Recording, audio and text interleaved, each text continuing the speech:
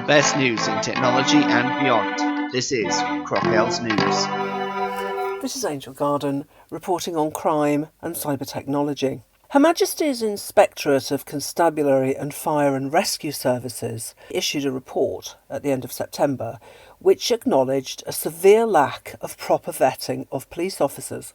The report highlighted individual cases like that of Palvinder Singh from Smethwick, Birmingham, who sent sexual text messages to vulnerable victims while at work and who was jailed for 14 months. In one day while on duty, he contacted a domestic abuse victim 399 times. Meanwhile, Ian Nord from Shropshire was jailed for 25 years for raping and assaulting a 13-year-old who he met while serving as a student officer with Cheshire Police. That's just 2 cases, but the Director of Constabulary, Zoe Billingham, said there are an estimated 35,000 people working in police forces who don't have the required levels of vetting at the moment.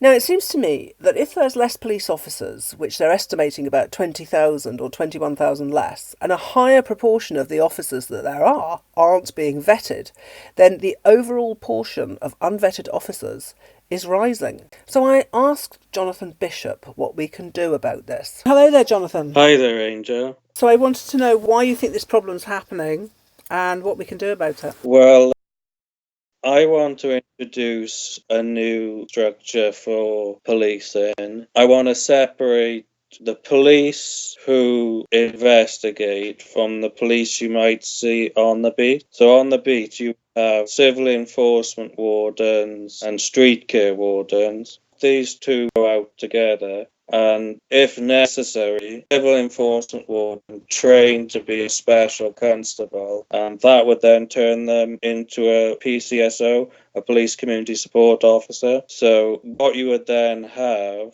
are civil enforcement wardens with many of the powers that the police have, and with them a street care warden, so they could issue the tickets and make the arrests, and the street care wardens could actually clean up the mess as they're patrolling the communities. So they would be more for collecting intelligence because the police aren't prioritising shoplifting. Well, if you've got a PCSO or civil enforcement warden in a town centre, it's easy for them to go and collect the evidence to then send off to the National Crime Agency. Yeah. So they cost 50% less than a police constable. So we can abolish police constables because the only constables we need are detective constables and detective constable inspectors, the people who actually solve the crime. So under that system, the cost would be reduced, and it would be more important to have the checks on the detectives rather than the lower officers, the civil enforcement, PCSOs and street care wardens. So, but they would still be police then, would they? Well, the civil enforcement wardens, if they became special constables,